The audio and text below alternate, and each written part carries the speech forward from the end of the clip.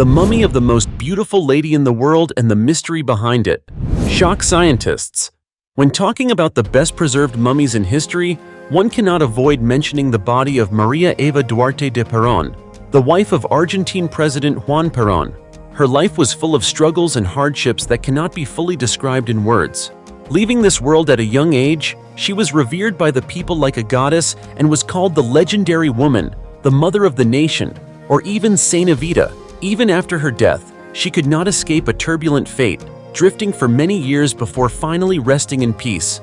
Eva Maria Duarte, also known as Evita, was born on May 7, 1919, in the small town of Los Toldos, Argentina. From the moment she was born, she was not as fortunate as other children who grew up in a loving family. Evita had to endure a difficult childhood. Her father, who was already married, had an affair with her mother, resulting in 5 children, with Evita being the youngest. When she was 1 year old, her father abandoned the 6 of them to return to his legal wife. Besides the poverty and hunger they suffered, Evita also endured contempt from her peers who called her a bastard. At the age of 15, she met tango singer Agustín Magaldi when he performed in her hometown. Evita, feeling like she had found a lifeline, quickly agreed to follow Magaldi to Buenos Aires to begin her career on the stage. Evita's life took a completely different direction after a charity concert held to raise funds for earthquake victims in January 1944, which killed over 6,000 people. It was during this event that she met Colonel Juan Perón, 48 years old, twice her age. He had no children, and his first wife had passed away from cervical cancer 6 years earlier. In 1945, Colonel Juan Perón became Vice President of Argentina, but with his newfound fame, he also gained many enemies. Rumors spread that Evita had once been a prostitute to support herself. The rumors caused a stir among Argentina's upper class. Whispers circulated that such a woman could enter high society. Like other powerful couples, people speculated that it was ambition, not love, that kept them together. On October 9, 1945, Vice President Juan Perón was forced to resign and was arrested. Evita remained calm and traveled throughout the country to campaign, calling on the public for support. Her speeches won the hearts of countless unemployed and resentful poor people. Mass protests by labor unions erupted across the country, demanding Juan's release. On October 17th, unable to withstand the pressure from the crowds, the opposition released him. 4 days later, Juan Perón and Evita married. Shortly after, he began planning his presidential campaign. On February 24, 1946, Juan won 52% of the vote and became the new president of Argentina, while Evita became First Lady at just 26 years old. Naturally, as the nation's First Lady, Evita did not forget her important responsibilities. She always sought welfare for the poor, children, and the elderly, and fought for women's equality. She also established the First Lady's Budget Organization and relief centers for the poor. In her role as First Lady, she worked tirelessly for the people. However, on January 9, 1949, an unexpected tragedy struck when doctors diagnosed her with cervical cancer. On the evening of July 24, 1952, at 8:25 p.m., she passed away at the age of 33, leaving millions of mourners throughout Argentina. After Evita's death, President Juan Perón was deeply sorrowful and decided to have her body embalmed so she could remain with him forever. The famous Argentine pathologist Pedro Ara, known as the artist of mummies, was entrusted with this task. He quickly began the process of embalming the beloved First Lady. All the blood in her body was replaced with pure alcohol and glycerin, a compound that could withstand temperatures up to 284 degrees. Alcohol drew moisture from the tissues, while glycerin helped keep the body looking lifelike. The body was preserved in a bronze coffin with a thick crystal covering worth $30,000 and displayed for the public to pay their respects. Over the next 2 years, Dr. Ara worked tirelessly until his masterpiece was complete. However, all plans for a monument to First Lady Evita failed when in 1955, her husband, President Juan Perón, was overthrown by the military and fled to Spain. Fearing that Evita's embalmed body would become a rallying point for the opposition, the military seized and secretly moved it. Dr. John Kreniauskas from the University of London stated, "Evita's body represented power, a symbol of political power, and she also represented women. Therefore, her body was something that everyone wanted. They hid it in a box, and soldiers concealed it in a secret location. Initially, The military command responsible for protecting her body refused to keep it at their base, so the coffin was hidden in a wooden crate labeled as containing radio equipment, stored in a truck in Buenos Aires, at the city's waterworks, behind a movie theater, and even on the attic floor of a military intelligence facility. Yet somehow, news always leaked. During this time, the coffin was rumored to have been kept in the house of an army lieutenant. Some rumors claimed that this lieutenant shot his wife because she was jealous of the time he spent with Evita's body. Ultimately, it was believed that no place in Argentina was safe for the body, and the government ordered it to be transported to Europe. The coffin containing Evita's body was sent to Bonn, West Germany, where it was buried in the embassy's garden. It was later moved to Milan and buried in a cemetery under the alias Maria. In 1971, the body was exhumed and returned to her husband, who was living in Spain with his third wife, Isabel. During these years, her body was kept in a chapel on the attic floor. By this time, her embalmed body had deteriorated significantly. After nearly 2 decades of wandering, Evita was finally returned to her homeland, alongside her now-deceased husband. When Juan Perón's third wife became president, she commissioned the construction of a memorial to place Evita's body next to that of the late President Juan Perón. In 1976, a military coup erupted. This time, Evita's body was secretly hidden by the family before it could be stolen again by the military. Ultimately, her journey ended in a marble tomb, 12 feet underground and bomb-proof, at the La Recoleta Cemetery, Buenos Aires. Since then, no one has seen the legendary woman of Argentina again. The most unique mummy in the world with a passport. Ramses II, also known as Ramses the Great, was one of the greatest pharaohs in the history of ancient Egypt. He ruled Egypt for an astonishing 66 years, an incredibly long period, and left a deep mark on the history of the country. Ramses II was not only famous for his military victories, but also for his many monumental constructions, especially the Abu Simbel temples and the Ramesseum, which are symbols of his golden era. Under his leadership, Egypt achieved great victories in wars against powerful empires such as the Hittites in Anatolia and the Nubians. However, even though he passed away around 3,000 years ago, Ramses II still holds a unique record that few would expect. He is the first and only pharaoh in history to have a passport. Yes, the mummy of Ramses II is not only an extraordinary archaeological artifact, but it is also the only mummy in world history to have been issued a passport. This story began in 1974, when Egyptologists discovered that his body was deteriorating at an alarming rate at the Egyptian Museum. To protect the pharaoh's priceless remains, the researchers decided to send the mummy of Ramses II to France for advanced preservation techniques. However, transporting an ancient pharaoh's mummy was no simple task. To process the departure paperwork, the authorities issued a passport for Ramses II's remains, complete with a photo of his face and the note, "The king is deceased," in the occupation field. This was an incredibly unusual and fascinating moment in history, an ancient mummy being issued a passport for international travel.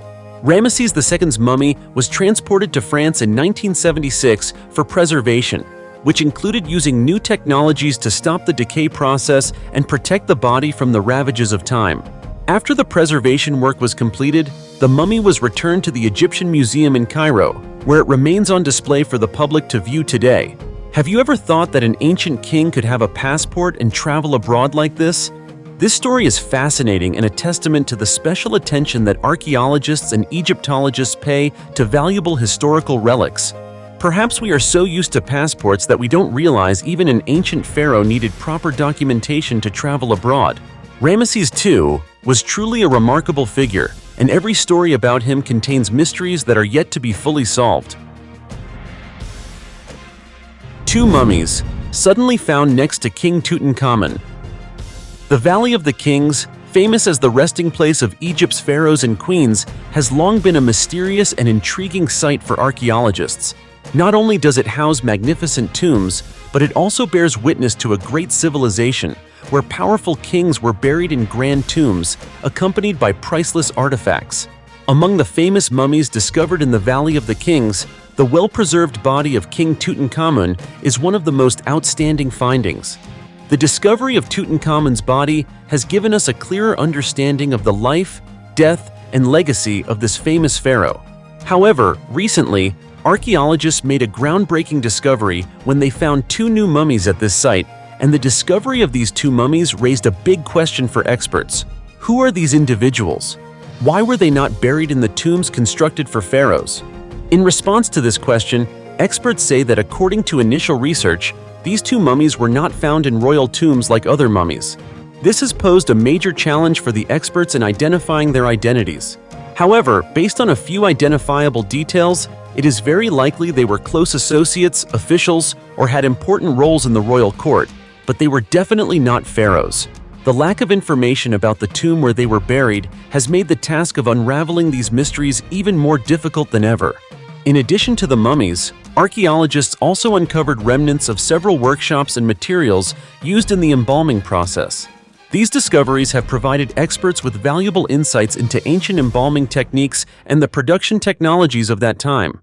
After thousands of years of history and the ravages of time, many artifacts are no longer intact, but they still provide crucial data to better understand the work and lives of the workers who helped build the royal tombs, the final resting places of the pharaohs. This is one of the key factors that allows archaeologists to reconstruct a comprehensive picture of a magnificent but mysterious culture. These artifacts not only reflect the level of artistry and craftsmanship, but also tell the stories of the laborers who were behind the success of these monumental works, even though they were never properly acknowledged in history books. So, what do you think about this discovery? Could we uncover more profound mysteries about the pharaohs, or perhaps an untold story about the workers of ancient Egypt? Let's reflect and look forward to more discoveries in the journey to unlock the history of one of the greatest civilizations in the world, ancient Egypt. The mummy that hides secrets. Challenging genius. In 2014, archaeologists discovered a unique mummy on the banks of the Nile River in northern Sudan. What made this discovery so remarkable was the appearance of a tattoo on the thigh of the mummy, an unusual and rare mark. After conducting thorough examinations, experts realized that the tattoo was written in ancient Greek, and when transliterated, it read Michael. This led the scientific community to ask, how could a tattoo dating back 1300 years bear a name in such a foreign language? Egyptologists at the British Museum suggest that this wasn't just a decorative tattoo, but could be a religious symbol meant to protect the soul of the deceased on their journey to the afterlife. This discovery becomes even more fascinating when considered in the context of an ancient culture where faith and soul protection played a key role in burial rituals. Could this tattoo be a connection between different cultures, or was it simply a religious symbol unique to that land? This question remains unanswered, and perhaps you too will reflect on the connections between ancient civilizations. Not stopping there, subsequent archaeological discoveries also sparked much curiosity. One special find occurred in 1915, when, during the excavation of a looted tomb at the Deir el-Bersha cemetery in Egypt, archaeologists discovered a severed head of a mummy missing its body, dating back 4,000 years. It wasn't until 2018 that the truth about the identity of this mummy was revealed with the help of the FBI. Through DNA analysis from the mummy's teeth, experts identified the head as belonging to Jehutinakht, an official and governor during ancient Egypt's 11th dynasty. However, before this result, many hypotheses had been proposed, leading people to reflect on the preservation methods for mummies and the burial ceremonies of ancient Egypt. Another mysterious story occurred in Nyarlarinc village, Hungary, where archaeologists discovered most of the ribs, shoulders, and arms of a child mummy holding a tarnished coin in an ancient cemetery. According to experts, the tomb dates from the 12th to 16th century. The child was uniquely embalmed. Upon the child's death, the body was placed in a jar and a coin was placed in its hand. This practice was based on the belief that the coin was payment to guide the soul of the deceased to the afterlife. Dr. Janos Balaz stated that the examination results showed that the deceased was a premature or stillborn child, measuring about 11 to 13 inches tall and weighing between 1.1 to 2.2 pounds. Moreover, this mummy had the highest copper content ever found, leading to new discoveries about ancient embalming methods. A perfectly preserved mummy from the 16th century. In 1949, in the town of Guano, Ecuador, archaeologists discovered a perfectly preserved mummy dating back to the 16th century. This discovery astonished archaeologists and experts, as ancient mummies typically degrade over time. However, in this case, the mummy of a man was preserved almost entirely intact. So, what allowed this mummy to be preserved for centuries? To answer this question, French pathologist Philippe Charlier, who previously studied the remains of dictator Adolf Hitler, conducted a research project on this mummy. Charlier stated that the mummy had revealed many intriguing secrets due to its remarkable state of preservation. Specifically, the mummy was placed in a dry and cold environment, which helped protect the body from the effects of time and environmental conditions. Thanks to this, researchers were able to learn detailed information about the health and ailments of the deceased. One surprising discovery was evidence of rheumatoid arthritis, a chronic autoimmune disease that causes joints and limbs to stiffen, swell, and become painful. Experts believe that this man may have lived with rheumatoid arthritis for a long time before passing away at the age of 85 to 90. Another unusual finding that perplexed archaeologists was the discovery of a mouse mummified and buried alongside the man. This raised many unanswered questions. Why was a mouse mummified and placed next to the body of a man who had died centuries ago? Could the mouse be part of a religious ritual? Or does it have some special significance that we have yet to understand? The identity of the man remains unknown, and archaeologists are still searching for evidence to determine who he was and why he was buried with a mouse. Nonetheless, this discovery has opened a new door in studying ancient burial rituals, helping us understand more about the spiritual world and beliefs of ancient cultures. Fascinating, isn't it? The mummy with the rarest square mask in history. At the Louvre Museum in Paris, there is an incredibly unique mummy with its face entirely wrapped in concentric square bands of fabric, which is completely different from the rest of the body. The unusual facial decoration raises the question, who was this person, and why was their face wrapped in such a way? The most notable feature of this mummy is the interwoven fabric strips that form concentric squares on its face. However, beneath the linen layers, the body is well preserved. According to X-rays conducted by the Louvre, the mummy is that of an adult man who lived during the Ptolemaic period, around 305 BCE to 30 BCE. He was wealthy enough to afford mummification after death in order to live on in the afterlife. The researchers at the museum don't know his name, but they speculate that it could have been Pacheri or Nenu. The mummy's face is wrapped in a square, concentric cardboard mask, while the body is still bound in fabric, with the shoulders wrapped thickly. From the chest to the knees, the mummy is adorned with an apron. The cardboard mask is a type of funerary mask used in ancient Egypt, decorating the dead from around 2181 BCE to 400 CE. Similar to paper mache, it was made from layers of linen or papyrus covered with plaster and painted. The head of the mummy is highlighted by a square mask, now placed next to the mummy, decorated with symbols of rebirth in ancient Egyptian culture.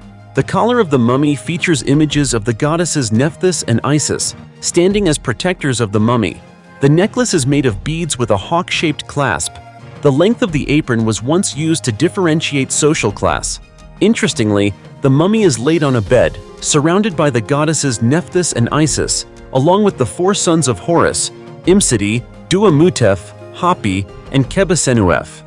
These four jars, containing the liver, stomach, lungs, and intestines, were believed to represent the four sons of the god Horus. Along with the mummy, the main internal organs were preserved in separate jars, excluding the heart and brain. The heart was removed from the body and placed in a jar because it was thought to represent the soul.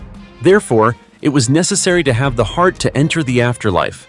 The brain was considered the source of bodily fluid, so it was discarded to reduce liquid in the body. On the mummy's shroud are two images of the god Anubis and Anpu, gods of the cemetery and embalming. This deity was often seen on mummies, as he would weigh the soul of the deceased to determine whether it was light enough to enter the afterlife. Today, we know that there were different mummification processes.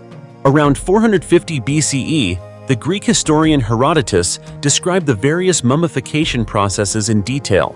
He described the perfect process as one where the brain was removed through the nostrils, and the internal organs, which are more prone to decay, were also taken out. The organs were then placed in jars. The body was cleansed with palm oil and the finest tree resins mixed with black wine and other spices, excluding eucalyptus. Finally, the body was wrapped in linen and dipped in resin or rubber, then returned to the family, placed in a wooden box. During the mummification process, priests placed many amulets between the layers of fabric. Perhaps Pancheri or Nenu underwent a similar mummification process. Looking at the mummy's wrappings, it's clear that this man was wealthy. Not everyone in ancient Egypt was as fortunate as him.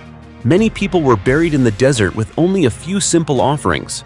Initially, the mummification process was not as complex. In fact, bodies were simply wrapped in linen and dipped in resin for better preservation. Over time, the mummification and wrapping process became more sophisticated. Greco-Roman period mummies stand out with their complex woven fabrics, jewelry, masks, and cardboard coffins. During the Ptolemaic period, all of these elements were added to mummies before they were placed in coffins. Let's imagine this man for a moment. Who was he? The symbols, fabrics, and funeral items will tell us stories of his wealth, beliefs, and life. And you, if you had the chance to stand before this mummy, what would you think of the story behind that tightly wrapped face? Let me know your thoughts in the comments below, and don't forget to give the channel a like and subscribe if you enjoyed this video. For now, goodbye, and see you next time.